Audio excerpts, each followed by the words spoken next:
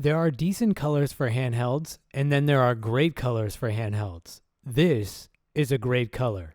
Hello everyone, Taki here. Today we're going to take an in-depth look at the new RG351MP. This is a configuration that I know a lot of people have been waiting for, but it does come at a rather awkward transitional period in the current generation of handhelds. Metal handhelds have always been a niche within a niche due to their added expense, but if you've been waiting for a premium landscape 4x3 device, this might just be the one. Many of you will recognize that this design harks back to Anbernic's first foray into the metal handheld segment, but it's easy to see that they have gone with a bolder color this time around. I was fortunate enough to get early access to two 351MPs before production was halted due to chip shortages. Most of this video will be filmed using the blue version since it's my favorite, but make sure to keep an eye out because I will be giving away the light green one in this video. The 351MP comes with the immortal RK3326 processor with a Mali G31MP2 GPU. It has 1GB of DDR3 RAM, 64GB of SD card storage, and a 3500 mAh battery. The star of the show is the 3.5-inch OCA IPS display with a resolution of 640 by 480. In this first section, let's go over the build quality and controls of the 351MP. If you have never owned a metal gaming handheld before, the differences between their plastic counterparts can be rather striking. Anbernic typically has top-tier build quality on their products, and this extends to their metal CNC variant. The first thing that you'll notice is that we're sporting a bottom half analog layout that a lot of people seem to prefer. We have select and start around the top ends of the screen and a tiny LED indicator light near the right-hand corner. We also have decently sized ABXY buttons and a D-pad. The ABXY buttons come in at around 8mm, which is a bit smaller than the buttons used in the GBC, but significantly bigger than the tiny buttons on the Switch Lite. The D-pad is coming in at around 22mm, which is also bigger than the one used in the Lite. I don't usually do this for Anbernic devices, but I want to talk about these buttons in depth for a moment. Speaking generally, the D-pads on the RG devices are usually the same, which is a good thing because they are easily the best membrane-based D-pads on the market. This D-pad has a decent amount of travel that you'll enjoy using for retro games, and it isn't spongy. The same can be said for the ABXY buttons. You have a generous amount of travel, and they are easy to use. If you like membrane input, you'll be right at home here. On RG devices, you have these little contacts that sit under a silicone membrane that is pressed against to make input. The D-pad on the 351 has a center post that stops it from being able to bottom out. The rubber membrane that Anbernic uses also doesn't require a lot of force to generate input. Because you have that center post, it's really easy to use this device for games that require you to roll the D-pad for moves like Street Fighter.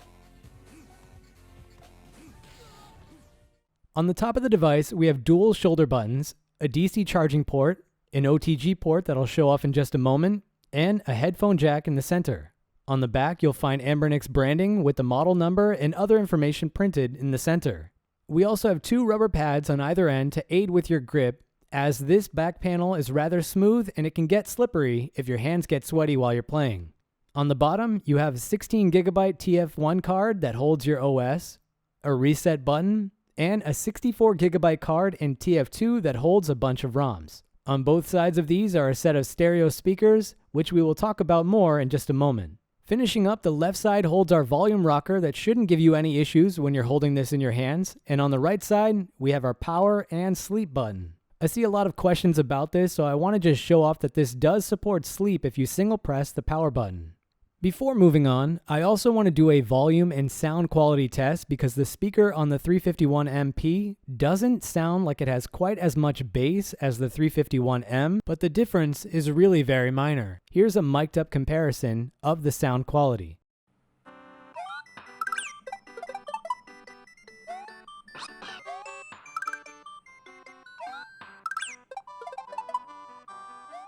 Side by side with the RG351M, we can see that the MP really isn't that much bigger. It's slightly wider and slightly shorter than the 351M, but it does come with a much better screen for this chip. In this section, we're going to take a deep dive into the 4x3 screen on the 351MP. The first thing that I noticed while using this device is that it's not the same panel that Anbernic used in the original 350M. The colors have a bit more saturation, and the color temperature is a tad warmer. Both panels are really good, and this is really only something you'll notice when you have both near each other, but this new panel is better in my opinion. To illustrate how good this screen is, I've prepared several comparisons for you. The first is of Super Mario World running on the RG351M versus the MP. For right now, let's focus on the color temperature of both panels. If you look at this border on the 351M, you'll see that it's kind of washed out and it doesn't have a lot of saturation. You almost can't tell that this is supposed to resemble wood because of how light it is. In comparison, the border on the MP has a lot more contrast and it's closer to how it's supposed to look. You can see the same thing in the dirt texture and the title on both devices. The real difference comes when we put both devices into integer scaling mode. Integer scaling will give you the best looking picture quality possible for these 4x3 games. You might not be able to see it, but we lose a tiny amount of our screen on the MP when we turn on integer scaling, but the picture is super crisp.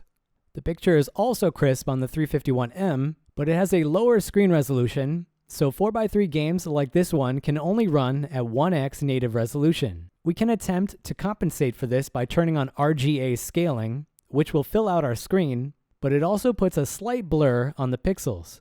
You can really notice the difference when I switch back over to the 351MP. While we are here, let's compare this screen to the one in the 350M. There is a difference, but it's very minor. The interesting thing is that the MP screen doesn't even match the one used in the 351V. Disregard that the ROM playing is different.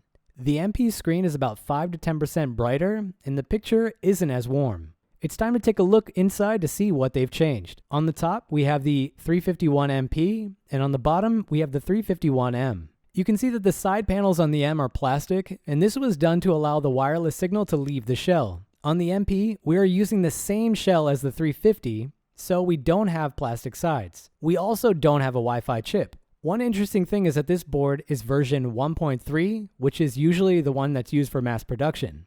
Even being version 3, this board has a build date from so long ago. The difference between the 350M and the 351MP seems to be the missing HDMI port, which happens to be one of the biggest disappointments of the entire 3326 line.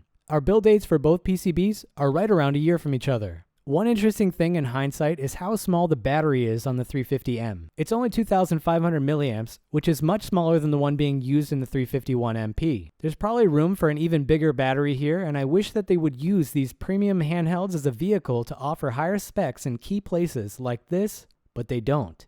So we don't have HDMI, and we also don't have wireless on this new board. HDMI would have been a pipe dream, but not having wireless really doesn't make sense unless they didn't want to change the original 350M design. One thing that I want to point out is that the RK3326 devices can get a little warm, and you're going to feel some of that warmth in this device given that the shell is now one huge heatsink. The processor can peak into the high 60s, so it's something to be aware of because it might make your hands sweat. As for Wi-Fi, there is a workaround. This product ships with a Type-C adapter and a Wi-Fi dongle. Just attach this to the top and you can connect to your Wi-Fi. Not having Wi-Fi on a device like this doesn't really matter to me, and I don't think you need to have onboard Wi-Fi for a product to be decent. The thing I miss more is Bluetooth. Now let's talk more about the software and performance of this device. One of my main and only gripes with this device is that Anbernic has not made any of their own improvements to the original software since their very first product of last year. I'm not out here expecting to see OTA updates on Linux devices like this, but I would like to see them at least implement the fixes that people have made for firmware that runs on their other devices. It would be nice not to start over from square one each time a new product comes out with the same chip. As for what this chip can do, it's already well documented. With this 4x3 screen, you'll make the most out of systems like NES and SNES.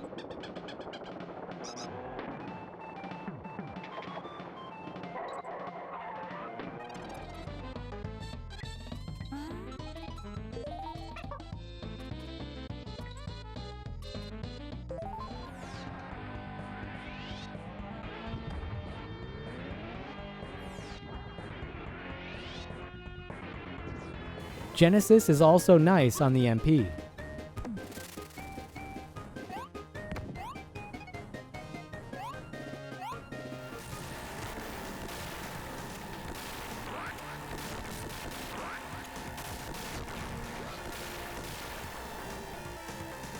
When we get to N64, performance is going to be more miss than hit, And while some games are possible at near native speeds, you are better off waiting for the next generation.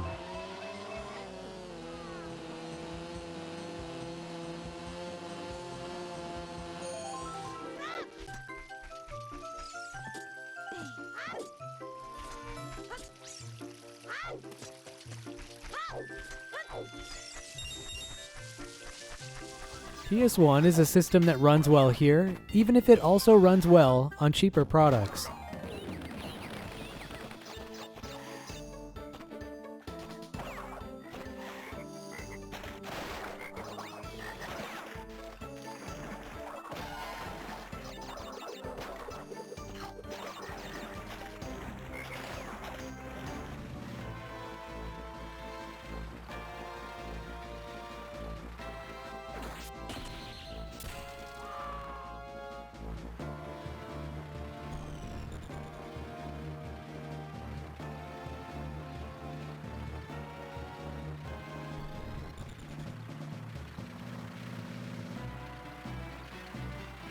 Just like N64, PSP is a mixed bag. Light games will run without issue, but this isn't the ideal screen resolution for a system like this.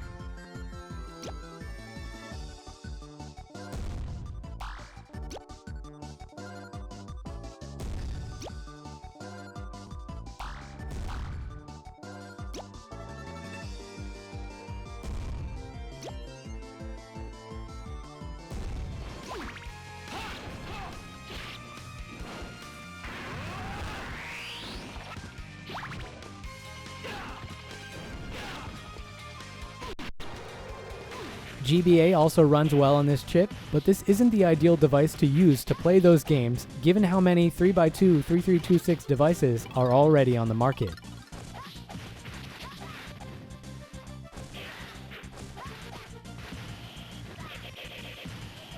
Dreamcast has never been that good on this chip, and there is not really anything that can be done to change it. The processor just isn't powerful enough to run the system without huge compromises.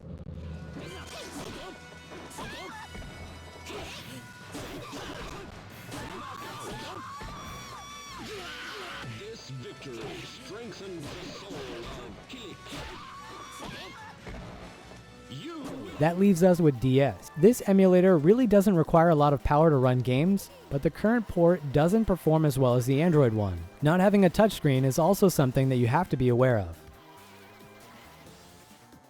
Finally, I want to recap my thoughts on this product. I really like the design, and I really like the color. I also wish we had this earlier in the year in a plastic shell instead of a metal one. Anbernic doesn't do this, but I wish they would sell PCB upgrades for products like this, given the high cost. If you look at the differences between the 350M and the 351MP, they could have made this board fit into the original shell easily so people could upgrade without having to buy a completely new metal shell. At the end of the day, it's still a very good product, but it may have come to the market too late to matter. Anyway, let me know your thoughts down below, and if you enjoyed this video, please support my work by leaving a like or subscribing to the channel. Happy gaming everyone.